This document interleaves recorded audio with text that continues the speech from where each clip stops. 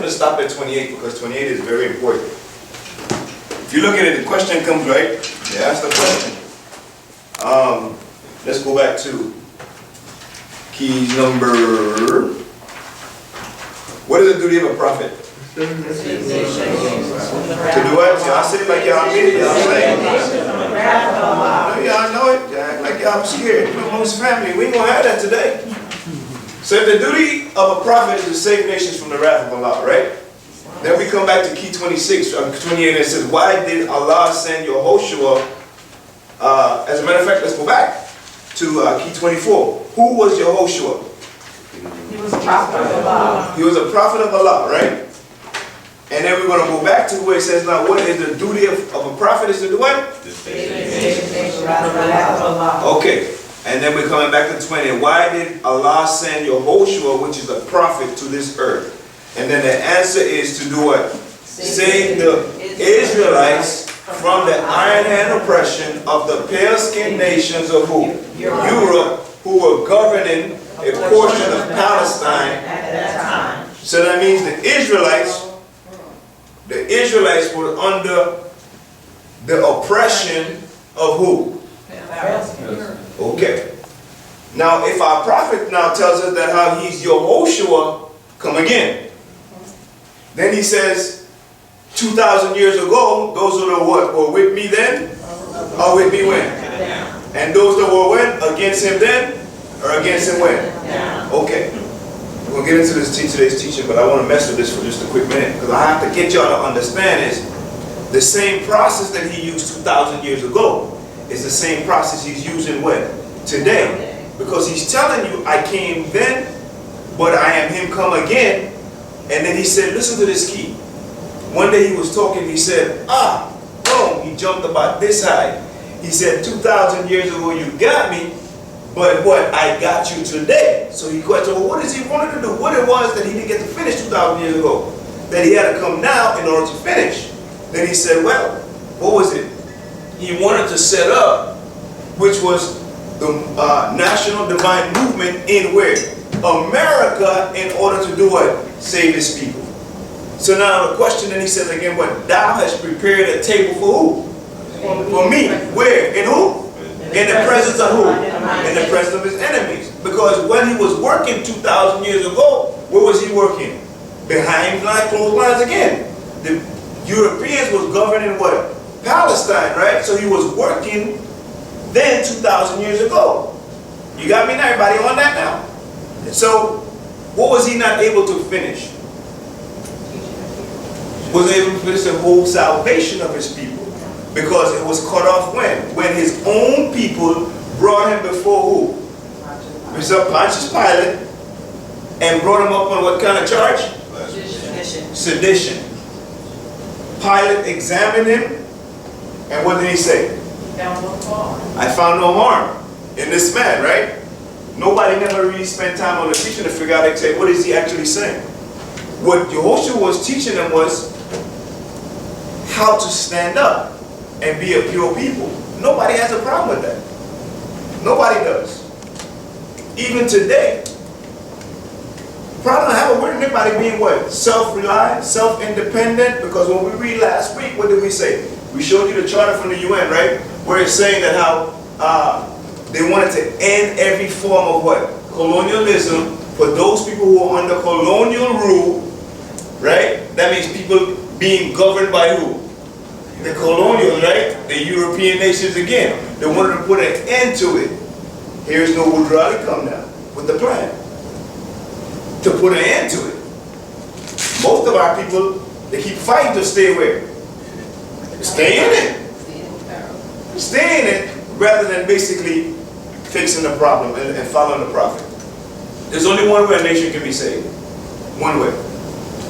Look at the saving powers of every other nation. Every nation there is. How were they saved? Every other nation. Give me an example. Let's take, for instance, I'm going to give you one of them that recently. One of them recently. Anybody know how China became what China was? You know the history of China? Okay. China, say it again, sis? I said they all break away from the oppressive government that they're under. Of course they have. And then they form their own. Of course they have. All right. Example. China was under colonial rule when the British actually was ruling China.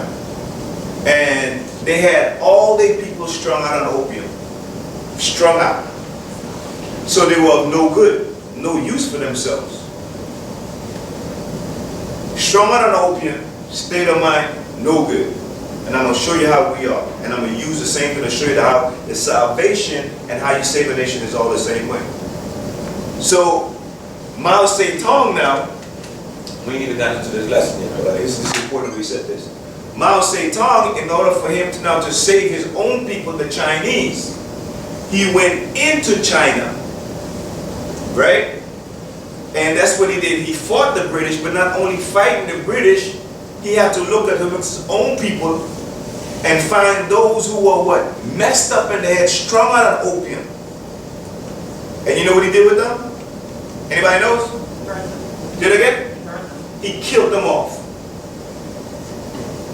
He killed them off. Why? They were no use. You can use them. And those who were in bed with the British government, guess what he did with them as well? He killed them as well. Because what happens is anytime you've sold out to your people that how you got your people strung out and you're reaping off of the detriment of your people, you are no good. So what did he do? He wiped them out and started what? Fresh. He started fresh and he came up with, anybody know what it's called? The Little Red Book.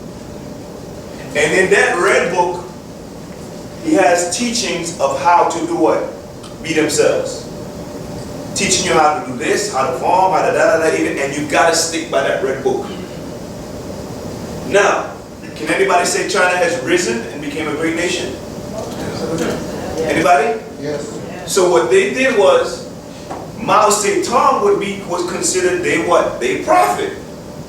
Sent to the Chinese to free the Chinese from the iron hand oppression of who? The Europeans who were governing a portion of what at that time? At China during that time. There is a process. There is a process. So then they had to, and they rose up for themselves. Now, our problem is, now look again now. Our conditions now, you can call our people was in the same condition as the Chinese were.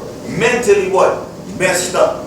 Our prophet said it this way, the only form of slavery you have now is what? Mental slavery. Because your mind has to be renewed. So what did he do? He created something in order to do what?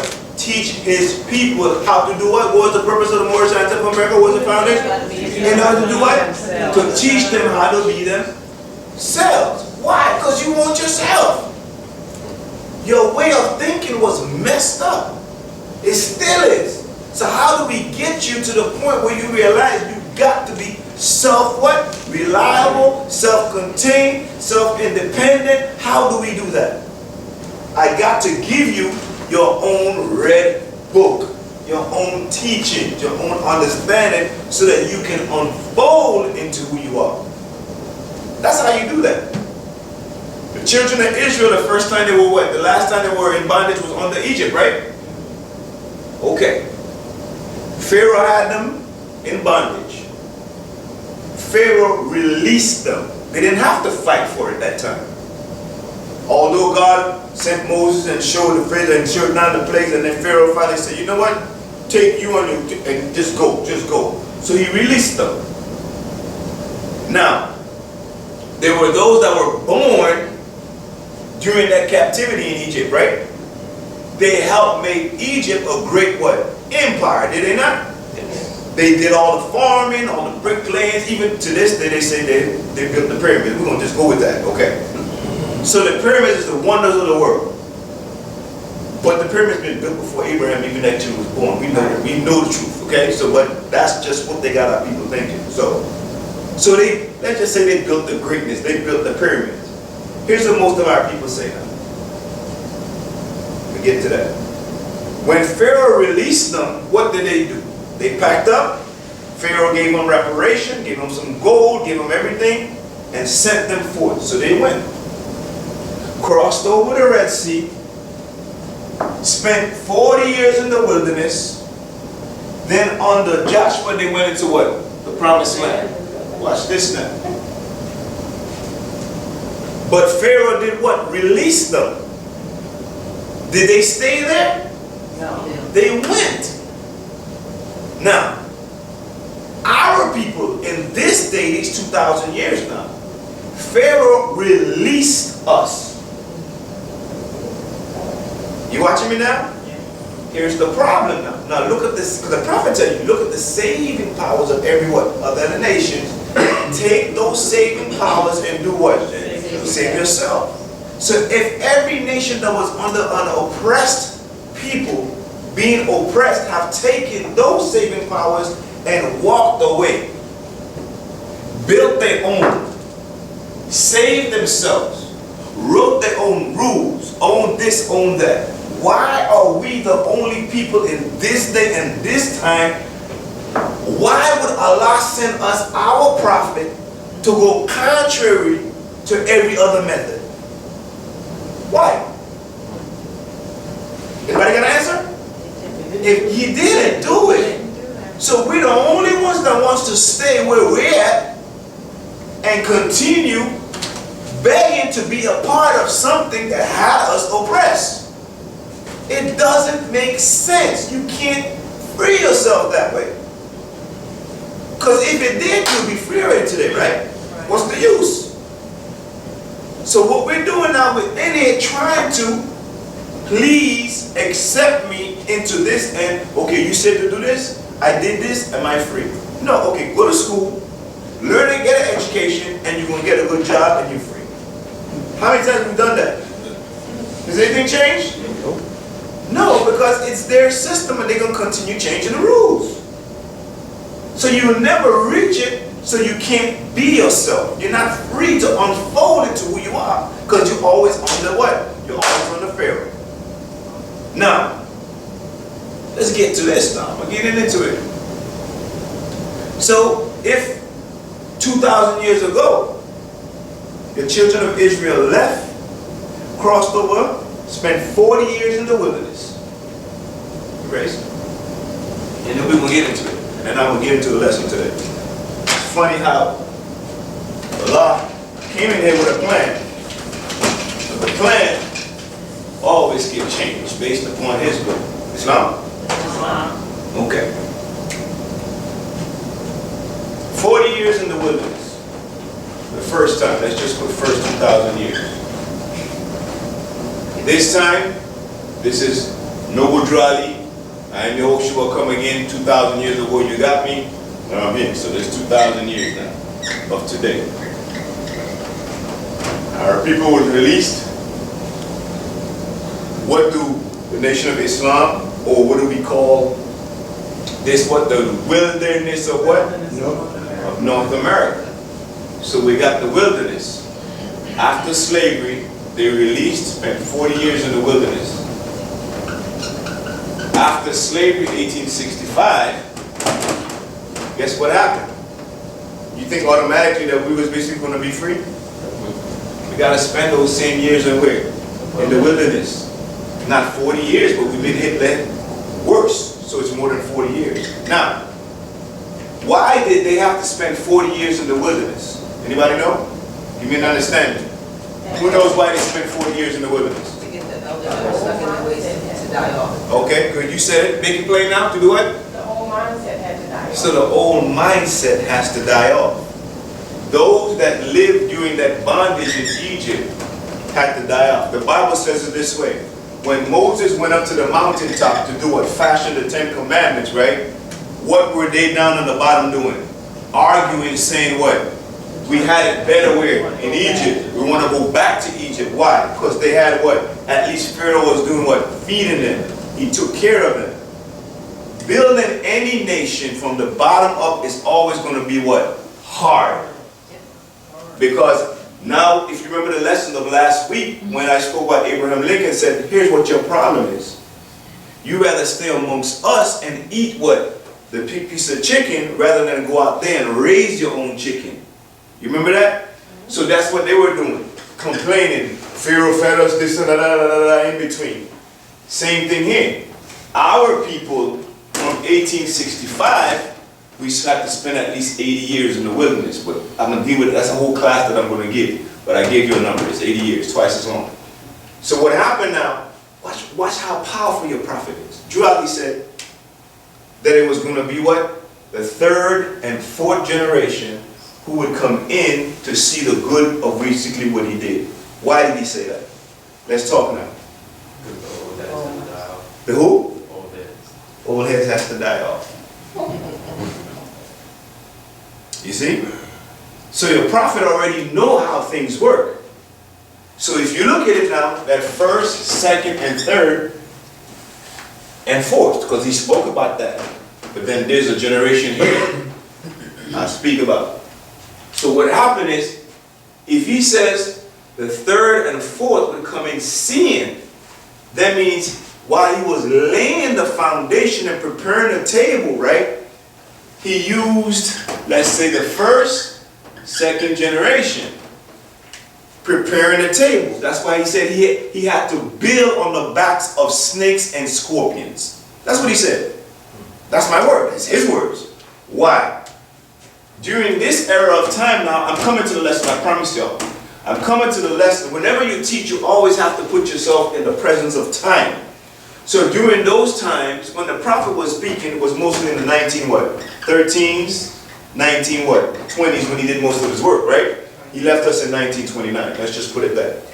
During that time, our people did nothing but what? Tricking, prostitution, drinking, stabbing, all kinds of, you know, all the low lives. Why? They just released you from slavery and tell you, boom.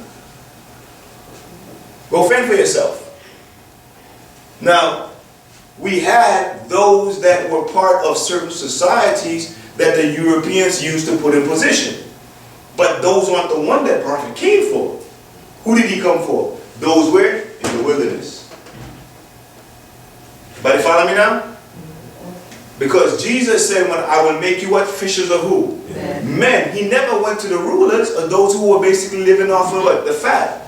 Why? Same thing. Mao Zedong never went to those who were ruling or living. They went to the people. It's the same process. Same process. Let's get into it now. Our problem today is this. We're in the third, fourth generation, and we still have Moors thinking where? From the first and second generation. Teaching you through the eyes of the first and second generation. Not realizing that was only there. So what he had to do, now Marcus came telling you the same thing. He had to teach you about what? First thing you said was what? Civics, right? Teaching you how citizenry and civics works to incubate you around here while you're coming in to see what needs to be done. Marcus said it this way. While you are citizens under another man's government, learn everything that government has to offer so that you can learn two things.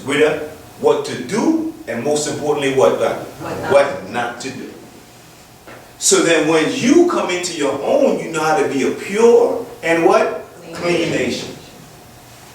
It's not about, then he said it this way, we do not desire to amalgamate nor marry into. Two different words. What does amalgamation mean? Amalgamation means what? To do what?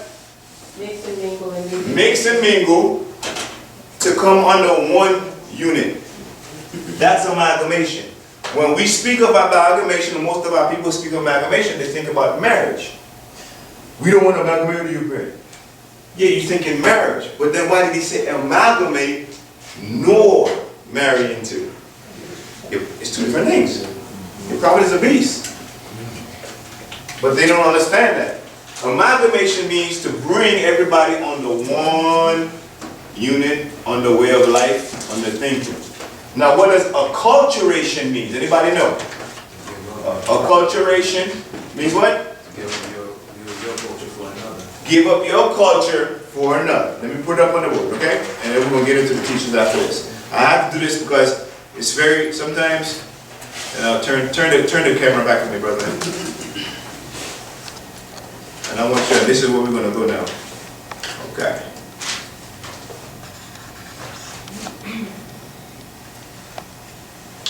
then, everybody can see that still? Let me see if the definition comes up. Okay. Because then you get to see why your prophet actually came and created what he created. The word, if you haven't gotten there, somebody write it down for your definition for yourself. So you can have it. Can anybody see that? Yes. Acculturation. Definition, read. Cultural modification of an individual, group, or people by adapting to or borrowing traits from another culture. Also, a merging of cultures as a result of prolonged contact. Okay. Get the other one now? The process by what? The process by which a human being acquires the culture of a particular society From? infancy. Ooh! So, did we not lose our way of what? Culture, our language, our religion, our God? Did we not do that? So then somebody has to come and give you, teaching you. Why did he create the Moorish Sons of America? To do what? To teach you how to do what? Be yourselves. Because somebody, what's the powerful part? Somebody had you thinking that you were a slave. So what's the first question he came in and asked you? What was it? Who what? Who made you? So now I'm doing what? Start changing your process, your way of thinking now, so I can basically de-acculturate you. Everybody good? Alright, let's get into today's lesson now. Somebody gonna have to help me read. We're doing chapter 47 in the regular Quran and chapter, I don't know what chapter it is in the big Quran, but we're gonna get into it. But this lesson right here is gonna help you out with some really, before we move on, anybody got any questions on what we just went over? You go back to that real quick. Acculturation? Yeah, that's what you said last time. Okay. Acculturation. Any question on that? No? Okay, we're gonna get into the lesson. You're gonna like it. You're gonna like it. So now we're gonna start this whole process from acculturation. That's exactly what really takes place.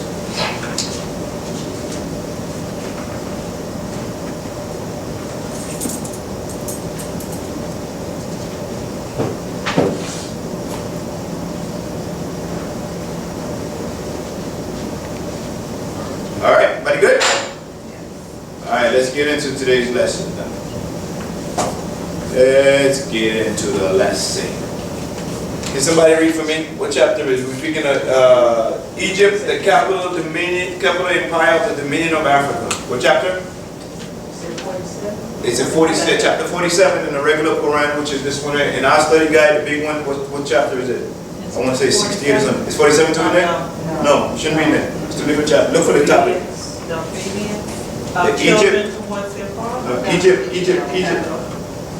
Egypt.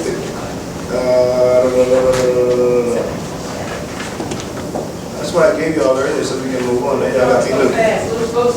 Egypt, the capital Dominion of Africa. You put it in chronological order. There it is, chapter 69. Chapter 69 in the big Quran. You got it? You found this in 47 in the book. Page 625. Page 62. Page 62? Alright, somebody help me out. Stand up and read, please. Who's going to do that? Make sure you do it the right way. Alright? Honor's already given. If you're going to read, she first. Somebody else, let's go ahead. I'm ready now. I'm ready. It's already given. Alright. Read. Chapter 69, Egypt, the capital empire of the Dominion of Africa. Every prophet leaves a holy book of guidance for his nationals. Yes. Jubilees 3 of 4. Number 1, the inhabitants of Africa are the descendants of the ancient Canaanites from the land of Canaan. Stop right there. The first temple that the prophet set up in Newark, New Jersey, the brother said, do that question, what was it called? The ancient what? Canaanite temple. So what he's doing here now, he's dealing with your origin. Okay? The foundation. Go ahead, continue. 2, Old Man Cush and his family are the first inhabitants of Africa who came from the land of Canaan. 3, his father Ham and his family were second. Yes. Then came the word Ethiopia. Okay. Watch this now. Read that right now. I'm going to show you something. Which means the demarcation line of the dominion of Amexa. Stop right there now. Now, watch how you study. I'm giving you all some study habits. So he says now, he says, then came the word Ethiopia. Mexico. Then came the word Ethiopia, right? Then came the word Ethiopia. Acts 6 now tells you that how? That ye may know that ye are part and parcel of the said government, and know that you are not what? Negroes, colored people, colored folks, black people, or what? So what is Ethiopia? A word. Means what? Which means the demarcation. Okay. Now, it's a dividing line. So that what he's telling you now is, don't be a divided people. Don't be a people of division. Because those things are how slaves actually think. Carry on. Which means the demarcation line of the dominion of Amexem. Mm-hmm. First true and divine name of Africa. Okay. The dividing of the land between the Father and the Son. Mm-hmm. Number 4. The dominion of Cush, northeast and southeast Africa, and northwest and southwest was his father's dominion of Africa. Mm-hmm. 5. In later years, many of their brethren from Asia and the Holy Lands joined them. Mm-hmm. 6. The Moabites from the land of Moab, Mm-hmm. who received permission from the Pharaoh of Egypt to settle and inhabit the northwest Africa. Mm-hmm. They were the founders and are the true possessors of the present Moroccan Empire. Read that again. The Moabites from the land of Moab, who received permission from the pharaohs of Egypt to settle and inhabit northwest Africa. They were the founders and are the true possessors of the present Moroccan Empire. So listen to what you are entitled to. Moroccan Empire. Now, what are the Moroccan empires? Everybody just forget about that. But the Moroccan Empire encompasses Tunis, Tripoli, Algiers, what else? Morocco. You understand? But everybody gets so hung up on just thinking about Morocco, not understanding how you are what? They have a vast estate. Carry on, we're going to read on now, because I want to get down this way. 7 is really what I want to get to. With their Canaanite, Hittite, and Amorite brethren, they sojourned from the land of Canaan, seeking new homes. Okay? 7. Watch 7 now. Watch 7 now, because 7 we're getting into the study now. Read on, sis. Their dominion and inhabitation extended from northeast and southwest Africa across the great Atlantis, even unto the present North, South, and Central America, and also Mexico and the Atlantis Islands, for the great earthquake, which caused the great Atlantic Ocean. Okay, Islam. Thank you very much, sis. Watch here now. Okay. So, get your thinking caps, because we're going to work this today.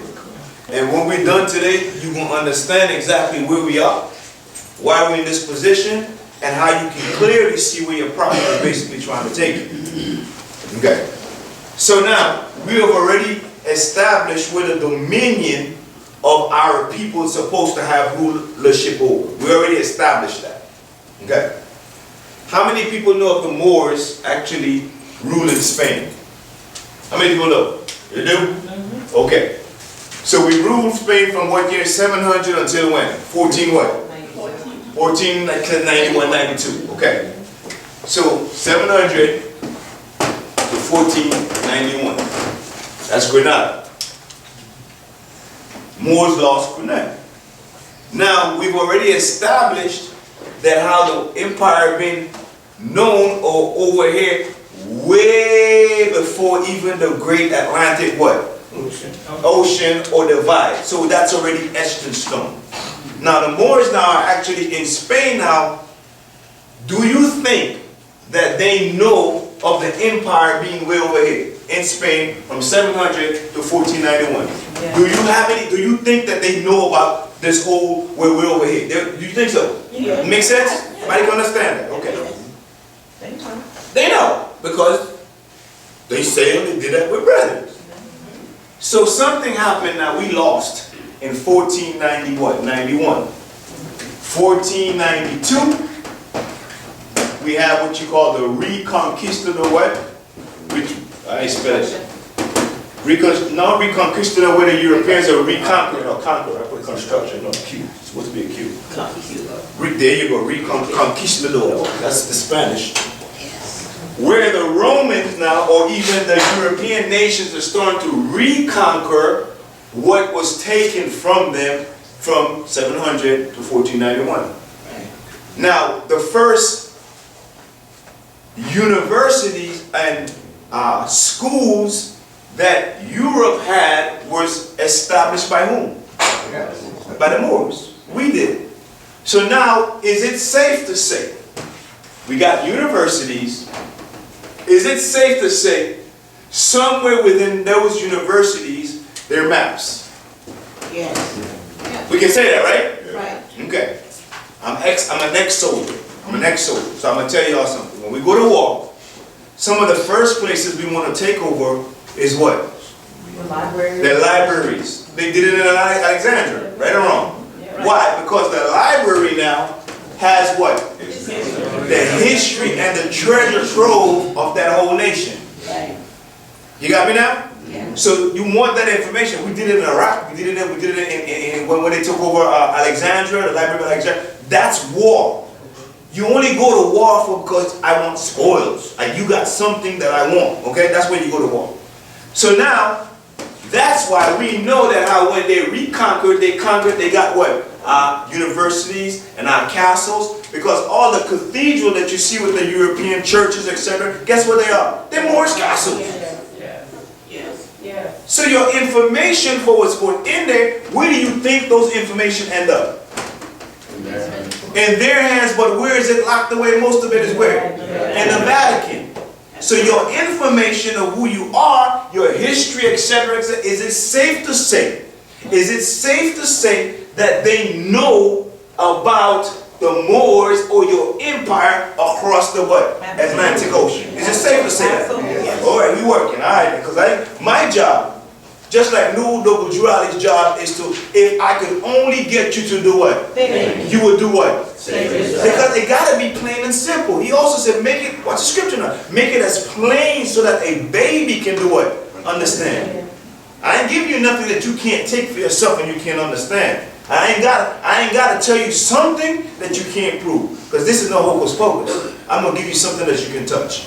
You understand? Nobody can fool you. I ain't going to tell you something that but it didn't work this way, then you got to go this way. No, I'm going to give you what works. So now, let's work. So now, we know that they got the information. We know that how, number one is, at one point they believed that how if they sailed across the ocean, guess what's going to happen? They're going to fall off. That was it. Guess who told them that? Guess who told them that? We did. Why? Because prior years we have to keep them within a certain compound, a natural or prison. We did that. Mythology and all these, because we deal with the signs of what? The mind. If I can make you think that how you shine over there and the sun go down, you gonna think twice. How we ain't going nowhere. So now all of a sudden now they're ready to do what? They're ready to sail. Right. So they come with Christopher who? Columbus. Who did he sail for? Say it again. Who sailed for who? Spain. We're going to deal with the first flag because that's what I want to deal with. So the first European nation that Christopher Columbus sailed for was Spain. Queen Isabel and Ferdinand was working for who? Who are they answering up to? I already gave y'all a clue. The Vatican. Where has all your what? Treasures in your heart. So in the Vatican, they answer to the Pope. Now the Pope is conducting this right here, telling them what needs to be blah blah blah. So Christopher Columbus now sailed for Spain, which actually worked for the Pope, which was the first flag to cross over what? The great what? Atlantic Ocean and planted in the Americas. Where did they land? Hispaniola. So we go again, what is called? Hispaniola. Spain, you understand? Glory, let's teach now. We're in it now, so I'm ready now. So we're dealing with Hispaniola, okay? Where is Hispaniola? That's the question. Now, can anybody see that now? But we're going to work. No. Dominican Republic. We're going to work. Dominican Republic and what? Haiti. And Haiti, which is one island, right? Right. Okay. That's what Hispaniola is. So the first time that how when Columbus, etc., came to America, they came to Hispaniola. Now you get to find out exactly why even Haiti is so important as to why Haiti was the first quote-unquote black republic in the Americas. We're going to deal with this. Yes. We're going to get to the foundation. See, I can sit and I can give you church, I can teach you and make you feel good and walk out of here, but then you don't have the roots and the dates and the balance and everything. So when you walk out, you can stand up on anybody and say, I know what you did to me. I know what you're doing. Let me show you what you're doing. Why you're doing what you're doing and why we doing what we're doing. I can work with it. So this is pen document. It's registered. Now the Republic of Haiti occupies the western what? Third of the island of what? Hispaniola. So where did Columbus end up? Hispaniola. Okay. We've always looked the same way. I don't know about y'all. That's where I'm from. You understand? I'm from the Caribbean, plain hard, big. I can show you what those people look like. They ain't changed not one bit from umpteen years, because we're going to read on now. Now, what it says, pre-who? Colombian. Who do you think they talk about? Pre-who? Columbus. It says what? Somebody help me read. We're going to work this thing today. The original inhabitants. We're going to work The this. island of Hispaniola. Hispaniola. Now, what is called? Haiti and who? Anybody know what the other stands for? Dominican Republic. Now, when they call it Dominican Republic, guess what it was used to be called when they gained their independence? What was it called? Anybody know? I know you know, sis. Talk to me. What is it called? I don't know. You don't know? Santo Domingo. Saint who? Saint Domingo. Who did Saint Domingo work for? The Pope. We're going to work this thing today. Come on. Were the indigenous Taino. and Arawak speaking. people who began arriving From where? Yucatan As what? Peninsula as early as 4000 BC. Now let's work now. BCE. Hold on now, let's work. So now, the Moabites of the land of Moab who received permission from the pharaohs of Egypt to settle in the northwestern of Africa, they were founders and possessors of the what? Present-day Moroccan Empire, right? But here's the thing about it now. So when they left now to cross over, where did they end up? They just told you where? That you could, what? Down in Brazil? Huh? So at that time, just like they got that plane current that's how it's going to take you all the way to Brazil, we're going to work this thing. Your prophet is a beast. You got to understand what you're dealing with. So read on, sis. So we've been here since over what? 4000 BC and prior. Okay, Read on. joined later by successive additions, waves of indigenous groups from the Orinoco Amazon Of where? region of South America, Uh-huh. present-day Peninsula, Across where? Tanya settled all across the Caribbean and became known as the island Arawak. Of Arawaks. So in other words, what I'm showing you here now, right? I'm showing you your history over 4,000 years ago, how you've been here, Caribs, Arawak, and later on I'm going to show you at another class probably where even when it came time for because the first flag was Spain, by the time that Great Britain got to Virginia, when they fought and whooped up on some of our people, how they took them and set them down to Bermuda. Now the Bermudians, over 4,000 years ago, have always looked the same way. Always. Read on. The name Haiti is derived from the indigenous Of what? Taino Arawaks, named for the entire island of Hispaniola, Hispaniola. which they called Thailand of mountains. Italian. So that's why so we say AT. Just like in Jamaica, they don't pronounce H's. Right. So you say I. Yeah. You see? So we deal with the linguistics parts now. When you translate it to the English part, now you're dealing with, then you start something with the H's, it's hot, and da da da. We're gonna say, it's hot. You understand? So now that's why we would say Haiti. And you go to any one of the native Haitian speaking people, they say Haiti. They don't say Haiti. You good, sis? All right, teach on. It was Christopher Columbus Who was it? it was Christopher Columbus who renamed it La Isla Hispaniola. So what do we call him? Christopher Columbus. That's what we call it in the islands. Okay? But continue. The Spanish island. When he arrived in 1492. When did he arrive when? 1492. Didn't they say Columbus discovered America when? 1492. Columbus never made it to the mainland America. Right. Read on. When he discovered America, he discovered Hispaniola. Let's get the teachings right. We're going to get it right. Go ahead. This later evolved into the name Hispaniola. Hispaniola. We're going to teach today. I promise y'all we're going to beat it up. Because what happens is unless you have a sure foundation to build upon, you won't easily be led astray. You're going to sway. Read on. Spanish colonial settlement. The Spanish was slow to settle the island. The Taino Arawak.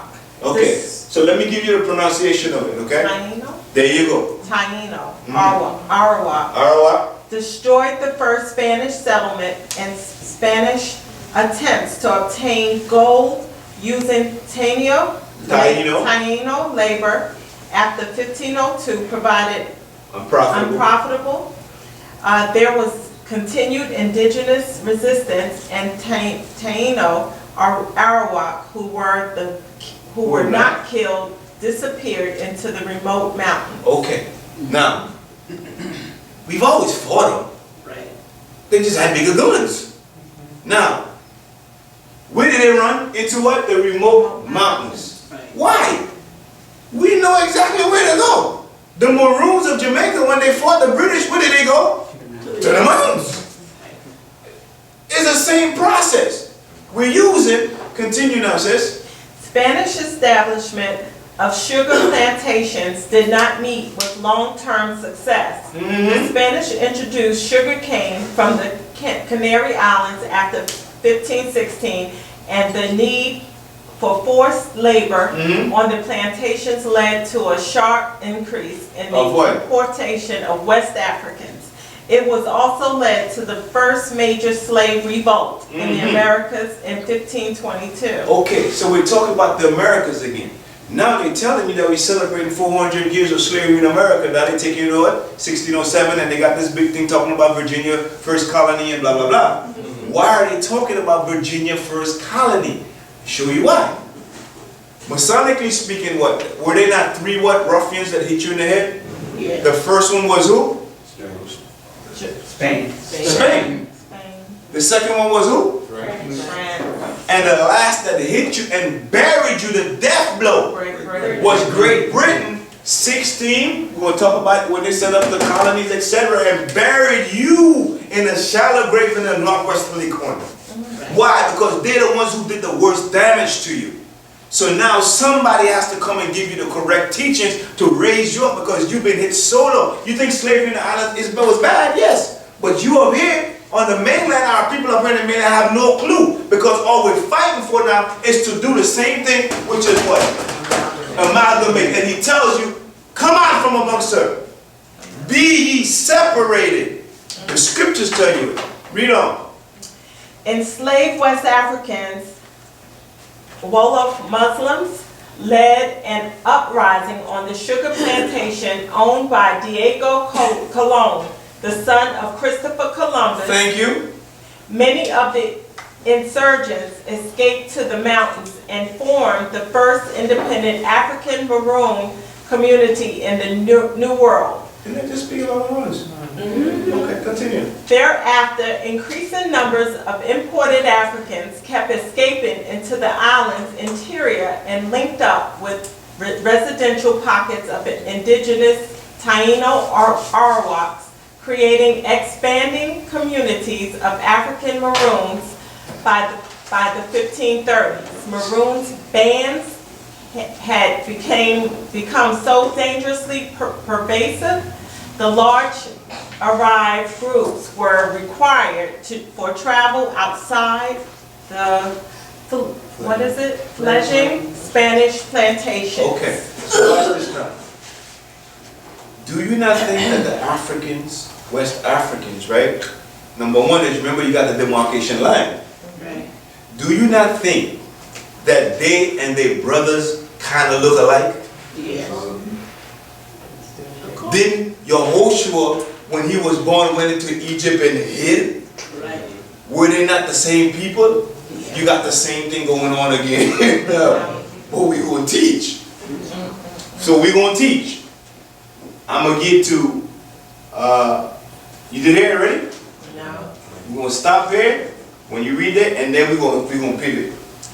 This led to severe restriction on Spanish movement, which allowed British and French buccaneers and their indigenous guides to begin using the nearby island of Tortuga and the western portion of island for hunting wild pigs and other animals to produce buccan dried meat for sale for passing ships. France established direct control over Tortuga in the early 1600s, and from there expanded to the north coast of Hispaniola. Okay. Everybody know who buccaneers are? Yeah, pirates. Who? Pirates. On my island, we have Bluebeard's Castle. So what I'm giving you, the thing what I'm giving you is foundation history that they don't even teach you up here. You're not going to know about this stuff up here. On the mainland, there's a reason for it. If you get a hold of stuff like this, you get to see with different eyes. They give it to you in movies. They give it to you, yeah, but you're not, you get this in no classroom.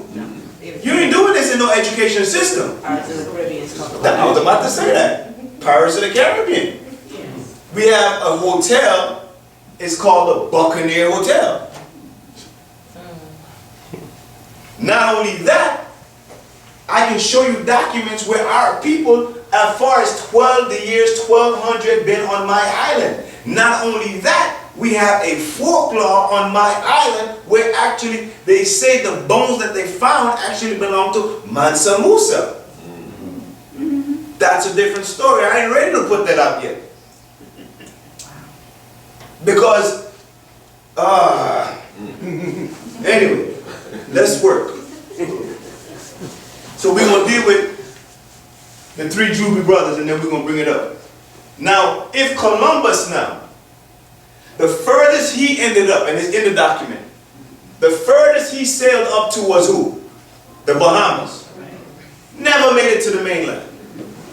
Christopher Columbus and them, when they came, Uno Ponce de Leon. Anybody ever heard that name? Yeah. Okay. Whoever heard of Cortez? Yes. Okay. So when Cortez then now, when Christopher Columbus went back to France, right? Or went back to Spain, he took a couple of the Taínos and the Arawaks back. So when you see Christopher Columbus and you hear the stories about them presenting the king and the queen with certain, what you call, quote unquote, Native Americans, that's the Taínos and the Arawaks that he was there presenting. By the time the word got back to them, now when Ponce de Leon now came, they didn't even stay to the Caribbean. Where did they end up? Ponce de Leon came here. Let's put them, he went where? Straight where? Florida, and then went straight way down to what? Down to Mexico. Looking for the city of what? Gold. And they call it El Dorado. Fountain of Youth. Why did he not just go here? Because by then, after beating and doing it, we gave them information about the mainland. Gave them information about the mainland. He came straight, boom, all the way down, conquered what? From the halls of Monte to the shores of... What are the founded? You are the present possessors of what? The Moroccan what? Empire, which included what? Tunis, Tripoli, from the halls of Monte. Montezuma to the shores of who? Where's Montezuma? It's in Mexico. That's crazy.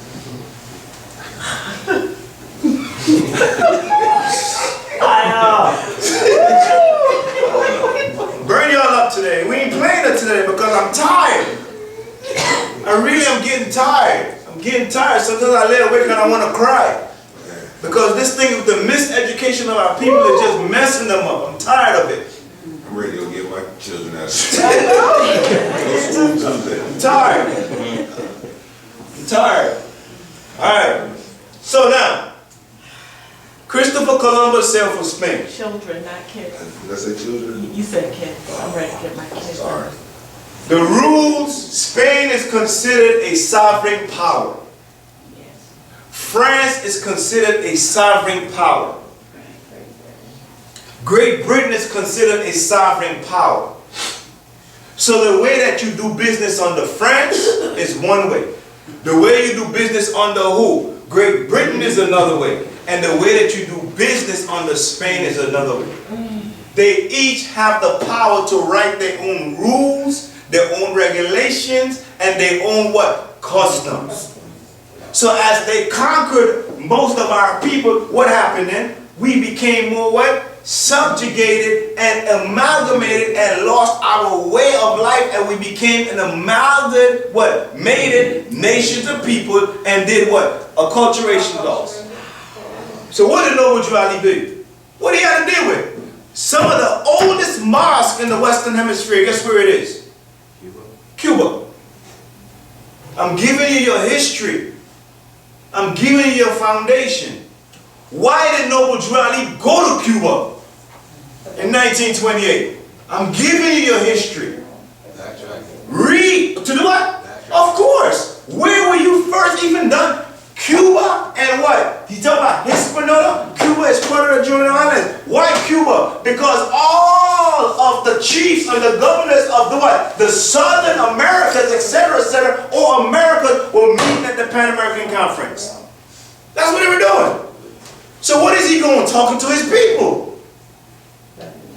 They knew that. So he told you he went to Panama to link the Asiatics of North America with the Asiatics in the conjoining islands. He told you that. It's in there. Read the newspaper. Most Moors don't know this stuff. So they give you a bunch of crazy stuff.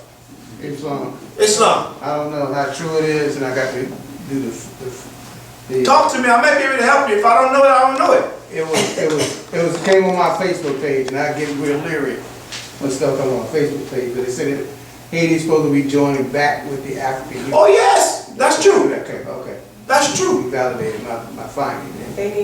Haiti's making a link back with the AU. Let's work. So Drew Ali, he had to deal with that. When he went there, and I'm giving y'all a piece of lesson that most Moors don't even know. He went there to teach them what? About nationality and what? Divine creed.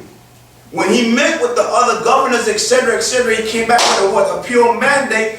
Your job is to go do what? To go and fish for the men.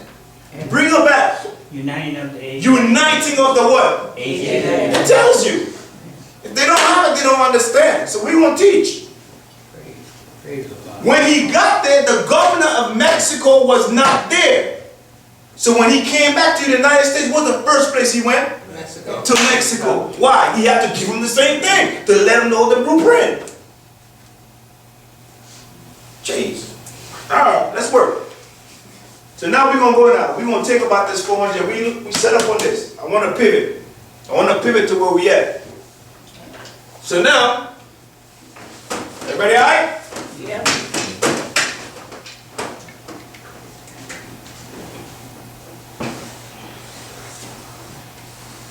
Alright. This is my rendition of America. This is the Bahamas. Of course, over here. DR and Cuba, Jamaica, etc. over here. More islands down here. St. Martinique and all that down there. We ain't gonna deal with this too much. So now, the Johnny come lately, Spain, France, Great Britain. Great Britain gets into the big trade now. for what you call the Dutch East India Companies, sailing, etc., etc. End up in Virginia, first settlement lost, 1607, Virginia Company. Set up where is it called where? Jamestown, Virginia.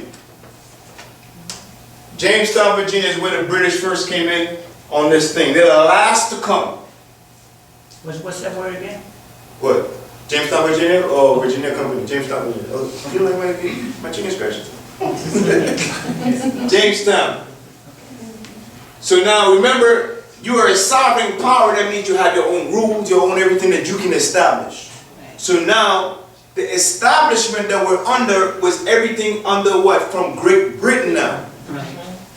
The French, although down here, because we were established, they ended up establishing certain parts of the islands, right? We just read that, right? Right. Now, the most part they end up in New Orleans, go all the way up to Canada, North America, Canada. Okay. The reason why I'm writing New Orleans, because I'm going to show you something tied from New Orleans. So now, the French was in Florida, not French, it's Spanish. Spain, Florida. Y'all ever heard of Fort Negro? Yes. Of Florida? Okay, there's a reason for Fort Negro. We'll talk about that, later on in some other class. But I said Fort Negro because then you deal with Spain and Great Britain and, et cetera, et cetera. So what happened now is the 13 colonies established in here. We're dealing with the 13 colonies. I got so much I need to show you. Jesus. That's why okay. Let's deal with that. The 13 colonies took advantage of us once again because of the problems that we had from amongst ourselves. I'm talking about on the mainland itself. Because on the mainland you had different quote-unquote native tribes, etc. One of our problems was we always had, we had trade. Because whenever you come on the land, you still want to trade. Because there's always business going on. So some of the tribes fought amongst themselves and blah, blah, in between. And what they realized, they're good at doing what? Dividing and what? And conquering. So as they were trading for fur and etc., when they dealt with the 5, what they call what? Civilized tribes, the Iroquois and all these different, I ain't gonna get too much into it yet. They traded guns for fur. Now we got guns that we can end up fighting the rest of our tribes. Some of the civilized Mohawk, etc., the Mohicans and all that. That's it. Anyway, watch again now. So once again now, they came and they found the tribes. This is Great Britain. So as we did business and exercise with them, guess what happened? Say again? Amalgamation occurred. Through the amalgamation, now even you can say they signed quote-unquote treaties. They mean jack, because sometimes the people that were writing the treaties would actually write what from their side. Right. You see what I'm saying? You write treaties because those that would go and trade, oh, we learn who the chief is, blah, blah, blah. Let me be your representative. I'm going to represent you over here for Great Britain, and blah, blah, blah. You understand? That's how they work. So what happened now? Great Britain now, let's just put, we're going to deal with 1774, 1775, Revolutionary War fights. Because the history, this is what they're giving you from this history. They don't give you what you consider a world history dealing with Spain, France, etc. They're giving you this history, so I'm going to deal with this history now, and then we're going to move on. So now we got 1775, because the 13 colonies mad at Great Britain because they say no taxation without representation and all that BS. In one next class, I'm going to give you all a class of everything from 1774, 75, when they formed the United Colonies, when they actually name it the United States of America, to the confederations and all that. I'm going to give you all a class on that next, okay? So don't worry about that. We're going to skip over this now because I want to get to the present day. So 1775. Oh, no, let's do 1774. Moors, when did you lose your nationality? 1774, right? 1775, Revolutionary War is fighting. Revolutionary War is fighting, and we got the documents where we're fighting, the 13 colonies is fighting who? Great Britain, right? Fighting Great Britain now. Cornwallis, remember now, there was already treaties in play with Great Britain, under who? The natives. There was already a treaty in there. Had a good relationship. Business again. It's all over business. So now, the businessmen then wanted to formulate a new country. So now, these treaties that they have now, Great Britain told some of us, if we fought on their side, they're going to make sure that they got their what? Freedom. The 13 colonies, at first, George Washington didn't want you fighting in the military, so he didn't even want you, but at some point they tell us, if you fought on our side, we're going to give you what? Your freedom again. But by 1774, you didn't have no. You lost your nationality, right? Without a nationality, what are you? Stateless. So when you fight in 1775 for the nationality, Revolutionary War, what were you fighting as? Stateless people. So you could stateless people. You are fighting a war on both sides as stateless people. You already been denationalized. When did the United States founded? 1776. America was born. The Declaration of Independence. What were you then? Stateless.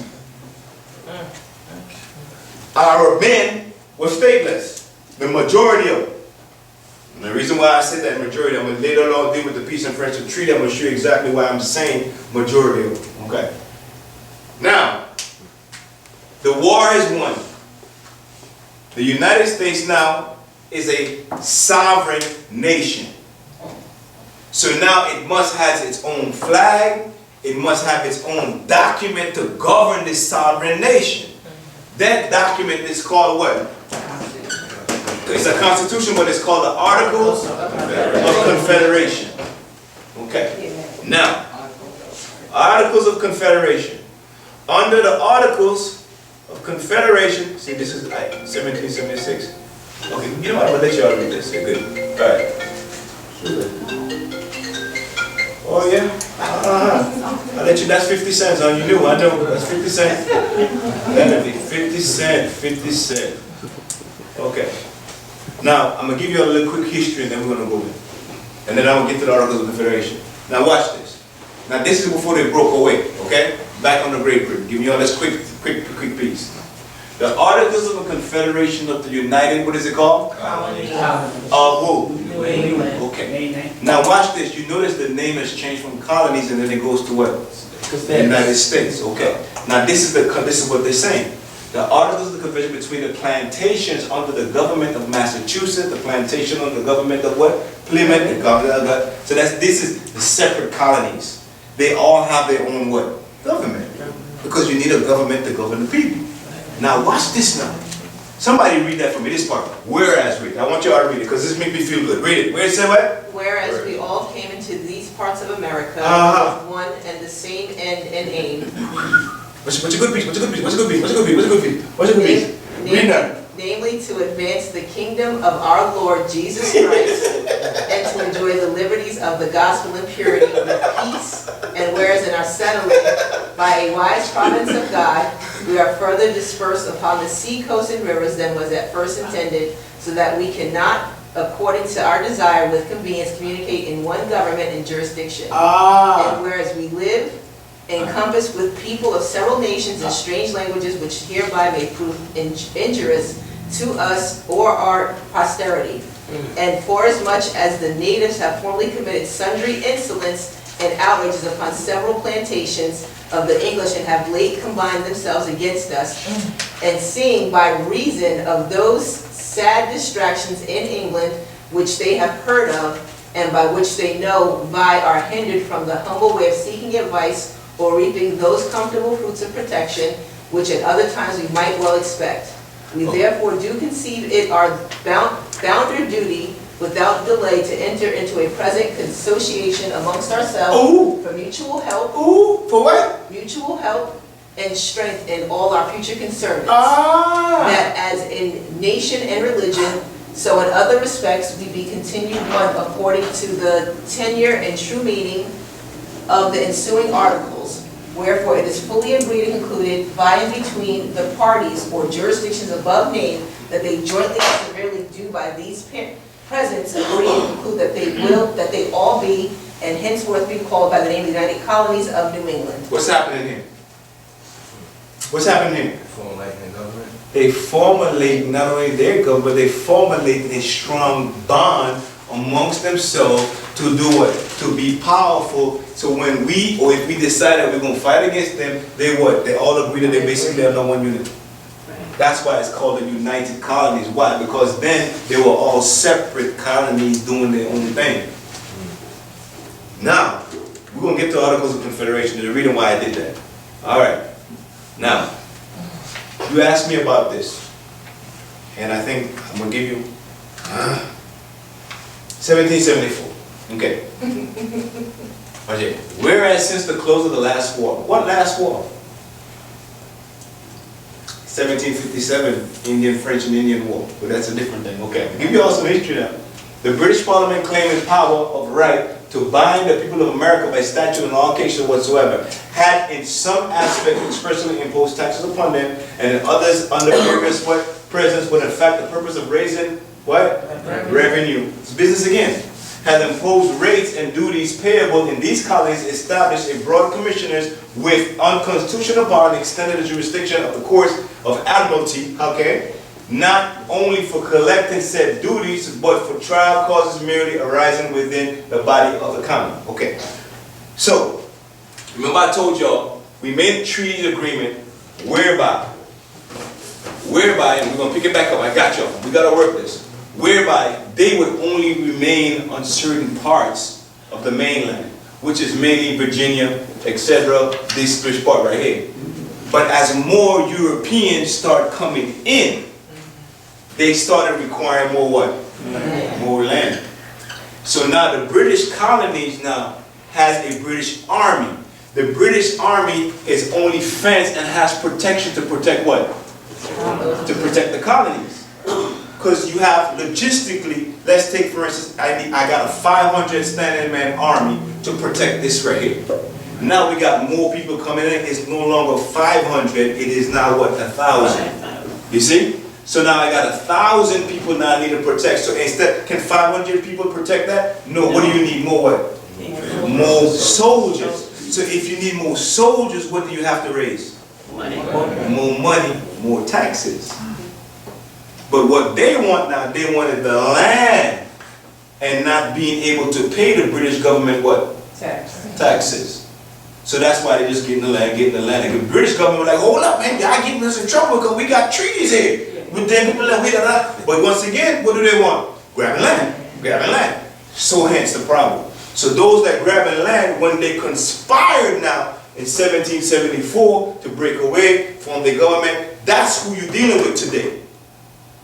Those who? Those who? The people that broke away. The people that broke away didn't want to even follow agreements. You deal. That's why I said the country was founded on nothing but who? Crooks. Okay? Crooks and women. That's who you're dealing with.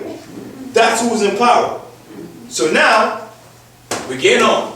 So it got to the point when the war come now, they gained their independence. And in their independence now, they get to write their own Articles of Confederation, which is going to govern the first what? Country. First country. Okay, 1775, here we go now. Resolved that every member of this Congress consider himself under what? Ties of virtue and honor and love of this country. Which country? They formulate, right? Not to divulge directly or indirectly any matter or things agitated and debated with in the Continental Congress, right? Then they're saying, before the same shall have determined without leave of Congress may not matter thing determined. They telling the truth now. You see? They're telling the truth now as to how they're going to formulate this. All right. Declaration of Independence. That's when they're forming. Now let's get to the Continental Congress and then we're going to get into it. Here we go.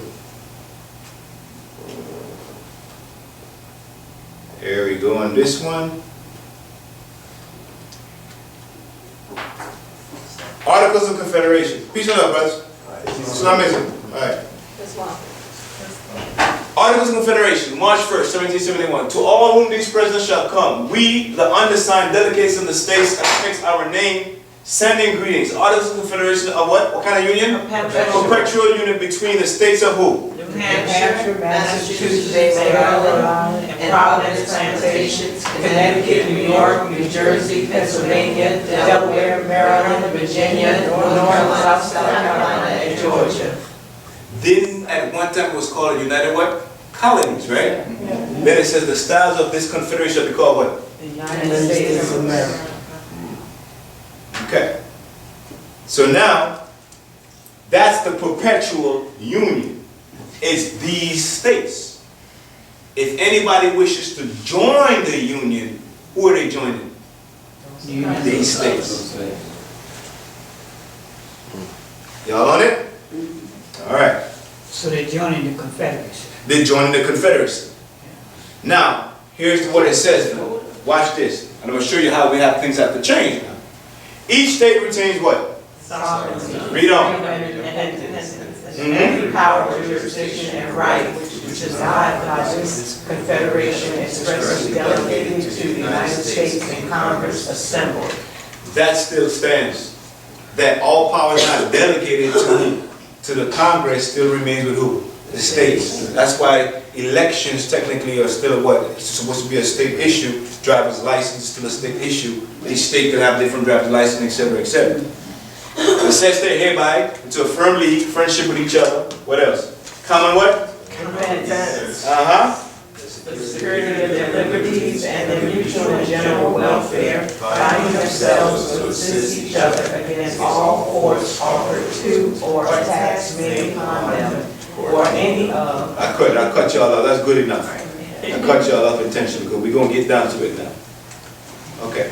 So Islam, It's not understand. is that the reason why each state has their own constitution as well? Yes, because you have to see each state has to have, it's called a ratification too. Because each state constitution now has to mirror or at least agree with the federal constitution. You see?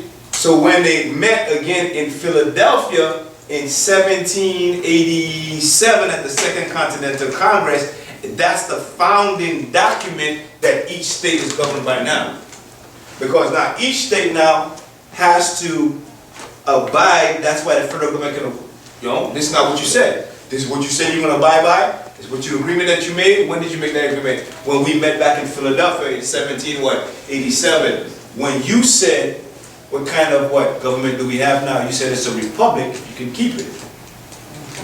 And now it's going to watch this now.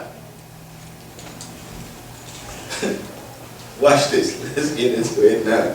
And I have to keep teaching you all this again, and I got to do it again. So now, that's the Articles of Confederation. I'm going to send that to y'all who don't have it from 1777. I'll send it to y'all. Now, when they met in Philadelphia, Article 1, Section 9. When they met in Philadelphia for the second Constitution, that's why you see Trump is doing so much different stuff right now. Okay. Now, so after the Articles of Confederation was written in 1777, you have 1781 where it's telling that each state has to remain its own sovereign what? Sovereignty, right? That means each state will be permissible to write its own what? Treaty. We just got off a war with Great Britain. If South Carolina now want to write a treaty with Great Britain, ain't nothing North Carolina can say. That's not good for business. So they have to basically revisit the issue in the Second Continental Congress, and they came out with the Constitution that we're following now. Now, that Constitution that we're following now, the first article, Article what? 1, Section 9 says, the migrated or what? Importation of such persons at any of the states. Of any of which states? The 13 colonies. The 13 ones that basically agreed. Read on somebody, read it loud, because we're get it. Now existing shall think proper to admit shall not be prohibited by the Congress prior to the year 1808. But a tax or duty may be imposed on such importation not exceeding $10 for each person. Who needs to explain it?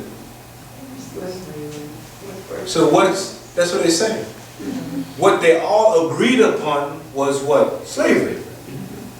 Because it was already going on. Congress agreed that we're not even going to look at it until 1808. But for every person that you trade, give us our piece of tax, up to $10. So how can you go to Congress asking Congress for help to free you when they've already started just agreeing to still deal with your what? Enslavement in any forms anyhow, because it's their rules again. Islam. Yes, brother. You ever heard the term Indonesian? Yes. You know what it means? In it, like, what's the proper way to put it? And to correct me if I'm wrong. I'm guilty but not guilty. Transfer. Transfer of power. Transfer of thing, person, place, or thing, right? Adhesion, you said? Adhesion. Adhesion, okay. Right, it means to transfer. Which is, Okay, let me give a better example of something close to what you're talking about. When the South got beat by the Union, right? yeah, transferred you to the federal. Right, the South had you under insurance. Yes. Okay, so what did the Union have to do? They had to pay Compensation. compensation. Mhm. So you went from one slave owner To to another another. slave owner. Yeah, You see what I'm saying? it's true. So they call it the adhesion clause. Gotcha. So y'all understand what he just said? Yes. Which is, in actuality, it is right. And there are some Moors right now who are actually teaching you that what their job is to do is to take you from the state and bring you on the federal property. And I can show it to you in their books and their teaching. So what they want you to do is become federal citizens. They're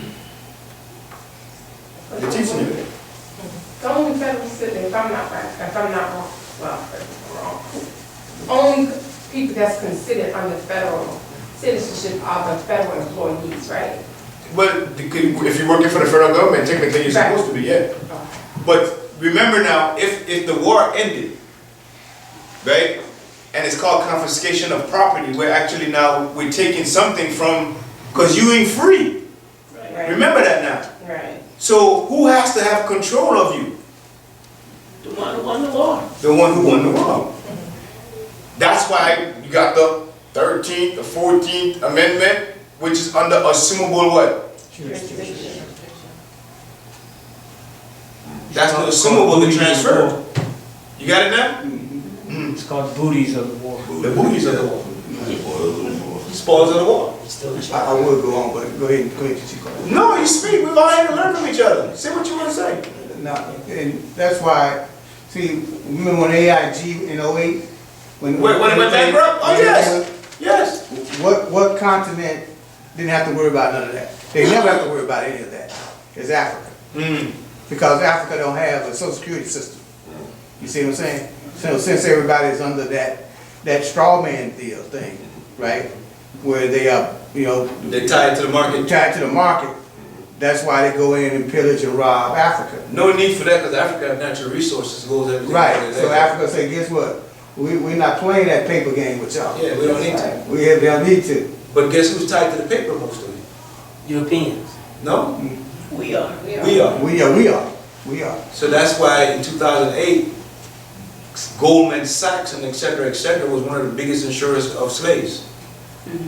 That's why they had to bankrupt Goldman Sachs, because we started waking up. Not only that, some paper books were being filed. So what they wanted, nobody wanted to get stuck with the dead paper. So they started restructuring and dumping everything. Fidelity, there you go. Now she's a financialist, she'll tell you. Now let me ask you this here. Ask me, ask us. Is that why in 9/11 that other building went down? It had all this paperwork. Well, you get. I don't know on that part now. It could be a lot of this tied to because 9/11. We know it's not. I don't want to sound like I'm conspiracy theory, but we know if you look at it, come on. Right. If you say, well, they went into Saddam and killed Iraq, we didn't find out Iraq. So what it is? That ain't the first time we done that. We did it in Pearl Harbor. Right, exactly, right. But We gonna do it again. also, if you remember, in the movie Die Hard, they said that they transferred all government money information to a new building. See? That was in that movie. They was explaining how the guy took over the whole world by they called it the crash or something, and he went and stole all the government money. It was sitting in some other building. They did, and they said, and also in Die Hard 3, he said the guy was robbing the banks in New York. He said Fort Knox is nothing but a false place to make you think they had the money there, but it was in New York. So the government probably already had moved all the information to another place. Right. So if they say that now Right, it that's what you're happened, saying, yeah. it might be already gone. Right. They just want you to think it's gone, Right. but they haven't. Exactly, I got you. Same thing we've been doing all our history. They always transfer it to some other place and tell us that, oh, that's gone. Just like the museum in the museum down in the country when they burnt the museum about a year ago, and they said all our artifacts are gone. You really think all our artifacts are gone? Make it a movie, man, now. Islam, we give you this golden Like you said, they put everything, all the information in movies, For you to and see. make you think it's false. It's false information. information is there. All right, so I kind of went. Let me bring it back now. Yeah, that's good. We'll bring it back. Everybody good? I ain't overwhelming y'all too much, right? No. Everybody got? Yes, sis. In reference to what Brother Terry had asked a question Okay. about North Carolina, we have to follow the rules, and it just came to a point when you have a criminal case, and they appeal it at the district level, which is the state level. It goes up to the Supreme Court. And the only thing the Supreme Court is there to do is to check it and To see make if sure it it matches doesn't with- violate the Constitution. That's what A it is. lot of people don't realize that. To see if it's You need constitutional to or know not. the Constitution. Huh? You need to know the Constitution. Yeah, even at this point, you still need it because it is the what? That's why they say the Constitution is the highest court of what? Of the land. But if you still black, But there you go again. But it is still their highest law of the land. Because you're still dealing with their what? Their jurisdiction. It is the highest ruling what? Law of their jurisdiction. So you gotta abide by what they agreed or what they said they were gonna do. Yes, sir. Islam. So I want to go back to, if I could, so I could get clear, the word that we're talking about was adhesion or inhesion? Inhesion. That's why I have to ask for the clarification. Yeah. My dialect was off. Inhesion. Oh, wow. Okay. Let's do this real quick and then we're gonna move on. Jesus. All right. And everybody has heard about these people. The Boule. Yes. It could be a class within itself. Right. All right. Did y'all What is that word mean? advisors to the king? I'm saying that because my grandson's in the back. Oh, Boule means advisors to the king. Right. So now we have our people advising the system how to take care of our people. In other words, the preachers used to do this. And they told me this so when I was studying to be a preacher. Let me advise you how to preach to your people and how to get money out of them. First of all, they ain't really listening to what you're saying. But if you can raise your voice a couple octaves and just say, good God Almighty, and then they will leave like, ooh, he preached today. And the organ get going. And then the organ gets so high. Exactly, that's really what I'm talking about. Don't forget. Alright, so that's what you call the Boules. Oh, what's the objective, the Boule? Read on. Somebody help me out quick, sis. I like when y'all read fast. We're going to get through this quick. The Boule recruits top blacks in American society into its ranks. Recruit who? Top black. Top. Go ahead. Tell them. 5,000 plus archons, male Boule members, and their wives are coesis with 112 chapters, making up the wealthiest group of black men and women on the planet. Archon means demon, that the kind that like to keep hidden. But to who does the Boule really serve? The satanic, mostly white global elite. As long as the black member conforms to the rules, the riches will be in abundance. If not, down comes the hatchet. Blackmail is part of the deal. This Masonic secret society has a pyramid style like all the rest. The lower ranks are kept from knowing what the upper ranks are doing. The early 20th century was a period of reconstruction. Stop. We're talking about that, right? Now watch this. as long as they conform to the rules, the riches will be what? In What abundance. happened to Bill Cosby? What happened to the rest of them? They started to do what? Not conform to the rules. Bill Cosby wanted to buy what? NBC. No, Negro, you ain't supposed to do that. Okay, you trying to start changing things now. Okay, read on now.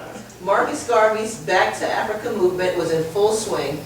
Garvey represented genuine black leadership. W.B. Du Bois, founding member of the New York City chapter of the Boule, said the Boule was created to keep the black professionals away from Marcus Garvey.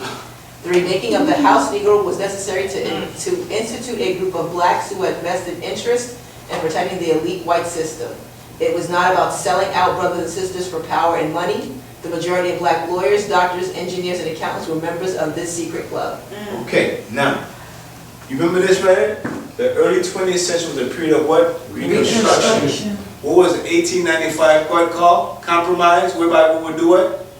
Give you basic what? Education. If you not, you following now? That was the reconstruction of it using the Boule. They call it a talented 10. There you go, I'm getting to it. You ready? Oh, you snapping? You want to snap too? What's your phone today? You there? All right. So now here we go now. Why? This is it right here. Let me go back up. Well, we in it today. The divine what? Divine 9. And there they go. Divine 9. And the National Pan-Hellenic. Read. The Divine 9 and the National Pan-Hellenic Council. There are 9 historical black Greek letter organizations, BGLOs, that make up the National Pan-Hellenic Group. Collectively, these organizations are referred to as the Divine 9. Each of these fraternities and sororities is rich in history. Ties to one or more of these organizations may be found in many college-educated black families in the United States. Alpha Pi Alpha fraternity founded in 1906. Cornell University Alpha Kappa Alpha sorority founded in 1908. Howard University Kappa Alpha Psi fraternity founded in 1911. Indiana University Omega Psi Phi fraternity founded in 1911. Howard University Delta Sigma Theta sorority founded in 1913. Howard University Pi Beta Sigma fraternity founded in 1914. Howard University Zeta Pi Beta sorority founded in 1920. Howard University Sigma Gamma Rho sorority founded in 1922. Butler University. Okay. Got some more. You left out the AKs who were founded before the Deltas. Yeah. You good? AK founded for the Deltas. Can't be the AKAs. Okay, let's read on now. We're gonna go. We're gonna make this real quick. I think we're going to sum it up. Go ahead. Founder of the NAACP in 1909. Watch this The now. NAACP was founded on February 12, 1909 by a diverse group composed of W.E.B. Du Bois, Ida B. Wells, Was she not a millionaire for hair products? Go ahead. Archibald Ripke, Henry Moskowitz, Mary White Oak. Henry who? Moskowitz. Oh, okay. Okay. Jewish. Hailsman. Go ahead. Mary White Ovington, Oswald Garrison Villard, William English Walling, the last son of a former slaveholding family. Oh, they're telling you what it is, didn't they? Right. Go ahead. Florence Kelly, a social reformer and friend of Du Bois, and Charles Edward Russell, a renowned muckraker and close friend of Walling, who helped plan the NAACP and served as acting chairman of the National Negro Committee in 1909, a forerunner to the NAACP. Wow. Ooh. Yes, my love. I was going to say that really people don't realize that the NAACP and the Urban League were founded by, they came to America, told the government, we're going to get this organization started because we need to keep an eye on the black folk in America to make sure no Messiah rises out of them. Of course, and that's what J. Edgar Hoover was doing too, of course. Right. So, here we go again now. Anyway, you know what? Let's just do it. I think we'll have to finish up here. We can go into Muka, I can go into it and take some questions. Because, see, what I try to do, right? What I try to do, honestly, is I try to make sure I give you all historical information and give you all a base so when you even start looking at things, you know how to take it. So when people come before you now, if you ever get in trouble, don't ever call the NAACP. Please don't.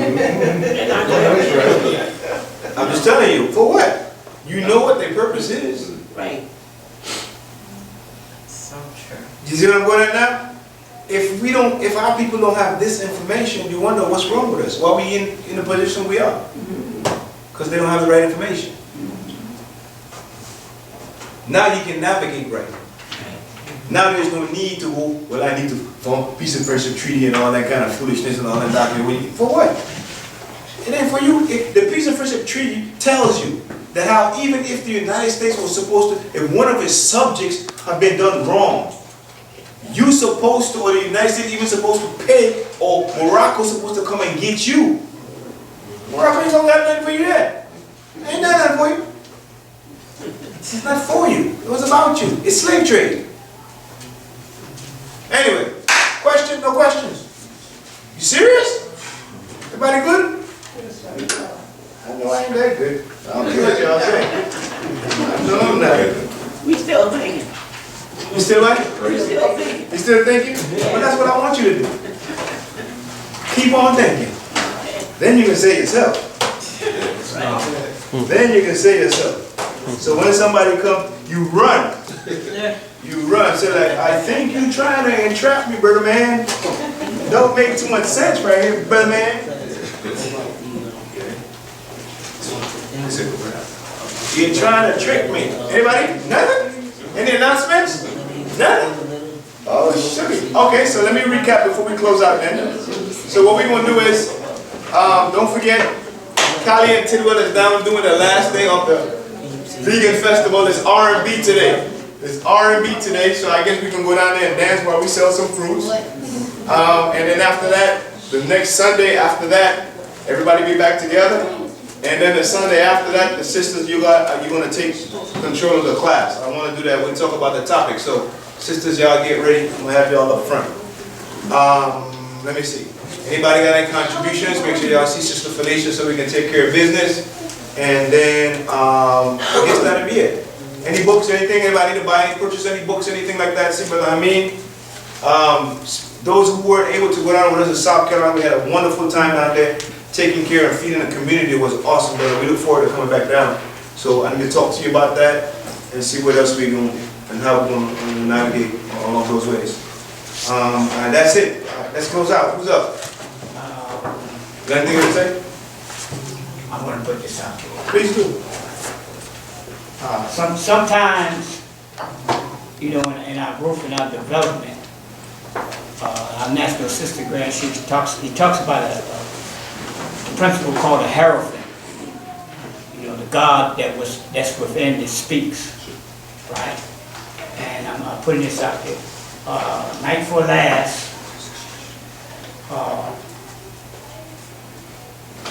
I was instructed to prepare myself and us for 200 acres of land.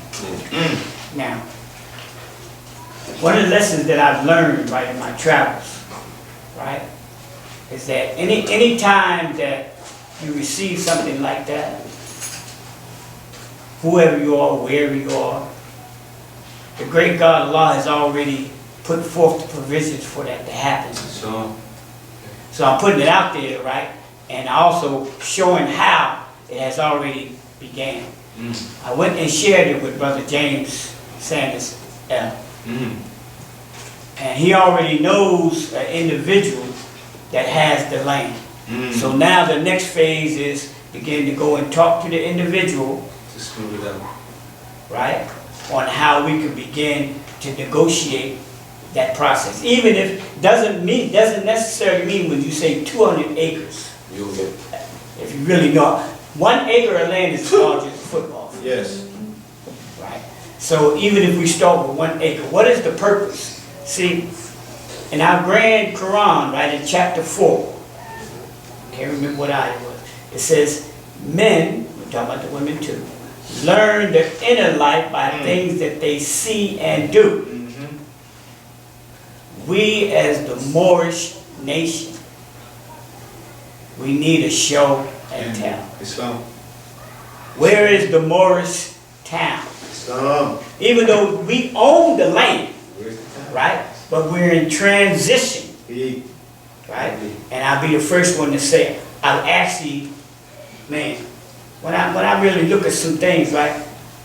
I had the experience of going through something like this when I was practicing Sunni Islam, living on some land. So no, it may not be for everybody, but I'm just putting it out there, right? This is something we need have our Moorish community.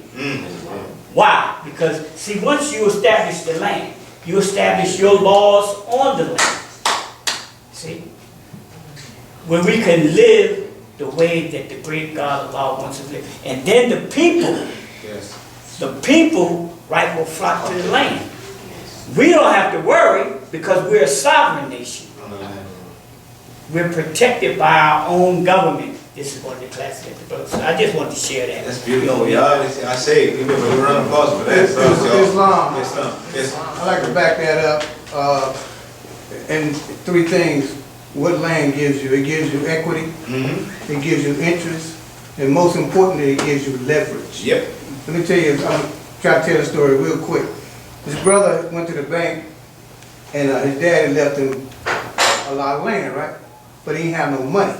He had land. We need the money. So he went to the bank, and the guy, the banker said, "Oh, what you need?" He said, "I'd like $500 million."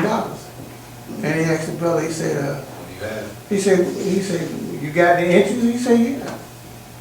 He said, "You got any leverage?" He said, "Yeah." He said, "You got any equity?" And the brother said, "Yeah."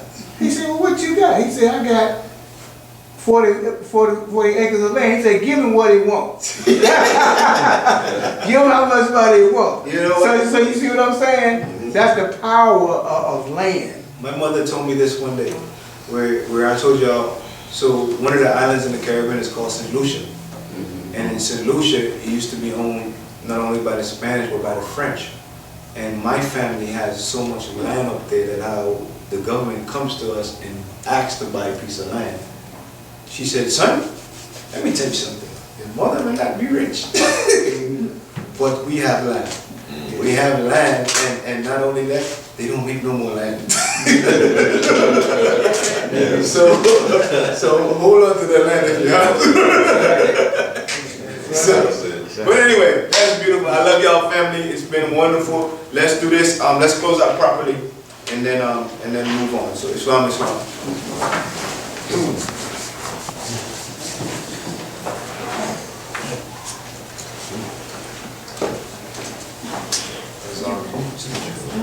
A warning from the prophet to be read at every meeting. I hereby inform all citizens that they must end all radical agitating speeches while at work, in their homes, or on the streets. We are for peace and not destruction. Stop flashing your cards at Europeans. It causes confusion. Remember, your card is for your salvation. Failure to obey these orders will be of severe consequence. We are for love, truth, peace, freedom, and justice, and when these principles are violated, justice must then take its course. Any citizen or group of citizens who hold malicious feelings toward the government or the prophet, or violate the divine covenant of the Moorish movement, will receive their reward from Allah for their unjust deeds. All true Moors will and must obey the law as laid down to them by their prophet. If they lose confidence in their prophet, they should turn in their card and button, cease wearing their turban and fez, and return to the state where I, the prophet, found you. This is a holy and divine movement founded by the prophet Noble Drew Ali, and if the prophet is not right, the government is not right. The prophet therefore is sending out the divine plea to all Moorish Americans that they do their part in protecting their prophet and the government. This is an everlasting movement founded by the prophet through the will of Allah to redeem his people from their sinful ways, by order of Prophet Noble Drew Ali.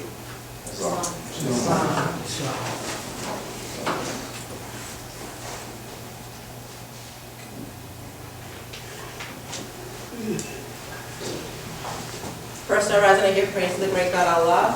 I give honors to Noble Drew Ali. I give honors to the foreigner Marcus Garvey. I give honors to Acts 6 and Acts 1 of our divine constitution. I give honor to our Moors here, there, and everywhere. Islam. A holy covenant of the Asiatic nations. You are the children of one father, provided for by his care, and the breast of one mother hath given you suck. Let the bonds of affection therefore unite thee with thy brothers, that peace and happiness may dwell in thy father's house. And when ye separate in the world, remember the relation that bindeth you to love and unity, and prefer not a stranger before thy own blood. If thy brother is in adversity, assist him. If thy sister is in trouble, forsake her not. so shall the fortunes of thy father contribute to the support of his whole race, and his care be continued to you all in your love to each other. Islam. Islam?